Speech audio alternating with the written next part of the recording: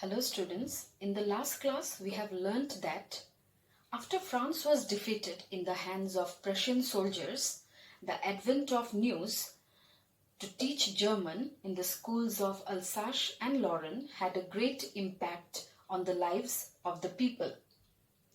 In case of Franz, the student, we have seen that he was very attentive on the last day of his French class. And also his teacher, M. Hamel, who was insincere, who used to ignore his class, taught his student with his utmost sincerity on the day of his last lesson. So the outbreak of war made them realize their mistake, what they have done so far, and now they were helpless. Their own language was snatched away from them. And from the next day, they were about to learn a new language. They were about to acquire or they were about to gain knowledge about a new language that was German. So let's continue. After the grammar, we had a lesson in writing. So after grammar, they had a lesson in writing. That day, M. Hamel had new copies for us written in a beautiful round hand, France Alsace, France Alsace. They looked like little flags floating everywhere in the schoolroom, hung from the rod at the top of our desk. So on that very day, M. Hamel had copies for the students where it was written France Alsace, France Alsace. And to Franz it seemed that flags were floating all over the classroom, as if it was hanging on the rod at the top of their desk. You ought to have seen how everyone set to work. On that day, everyone seemed to pay attention on their work. And how quiet it was. The classroom was all quiet. The only sound was the scratching of the pens over the paper, and you could only hear the scribbling of the pen over the paper. Once some beetles flew in, but nobody paid any attention to them. Not even the littlest one, who worked right on the tracing their fishhooks as if that was French too. So once what happened? An insect flew inside the classroom, but none paid any attention. They were all busy in their own work. Even the smallest children, those who were present in the class, they were busy tracing their fishhooks, as if that was French too. On the roof of the pigeons cooed very low, and I thought to myself, will they make them sing in German, even the pigeons? And at that particular moment, Franz could hear that the pigeons were cooing on the roof. And he thought that, will the Germans make those pigeons sing in German language too?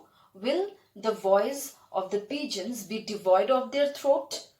Will not they be allowed to sing in their own language?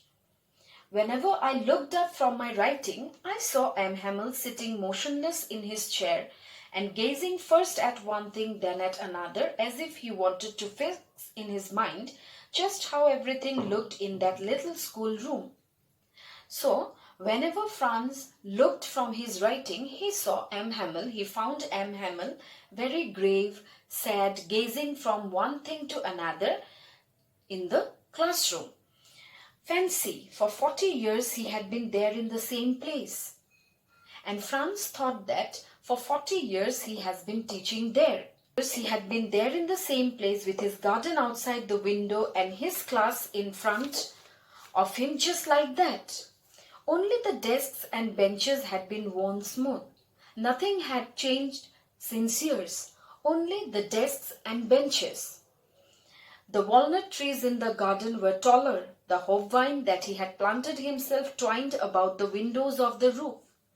And the hopvine which he planted, hopvine, kind of a creeper, that he planted himself, twined about the windows to the roof. It all twined about the windows to the roof, up to the roof.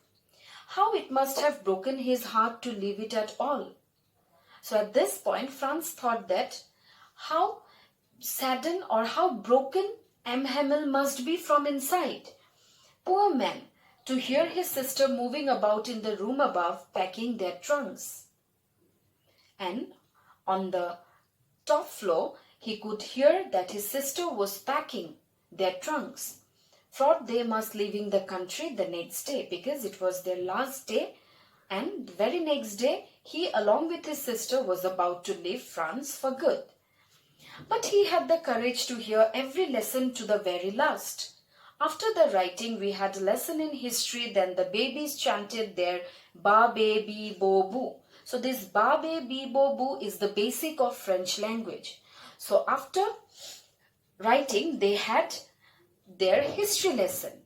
And after that, they all had their basic lesson in French.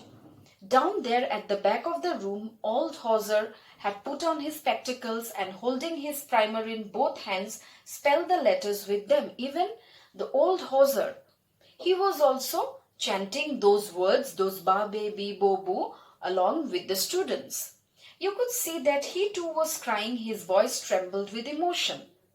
So here we can see that old Hauser, he got emotional too. He wanted to cry, but somehow he resisted.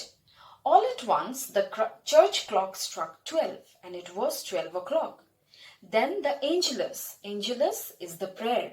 It was the prayer time when the clock struck 12.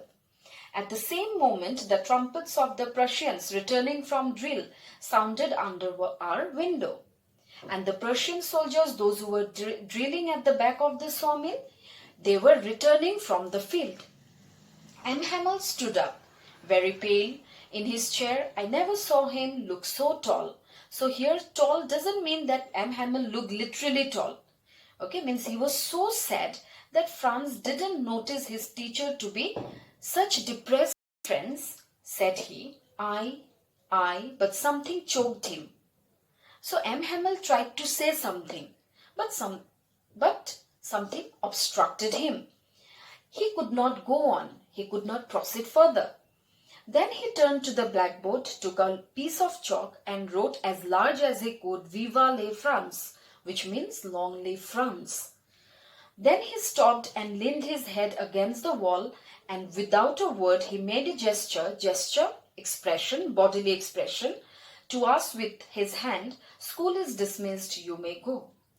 So he couldn't utter any word after the clock struck 12. He knew that the end has come.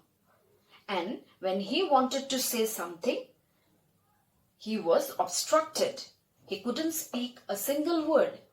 And without uttering a single word, he turned towards his blackboard and he wrote with a piece of chalk as large as he could, Viva la France, which means long live France. And with a bodily gesture, with a bodily expression, he showed his class that the class is dismissed, you may leave. So student, this was the end of our chapter, the last lesson.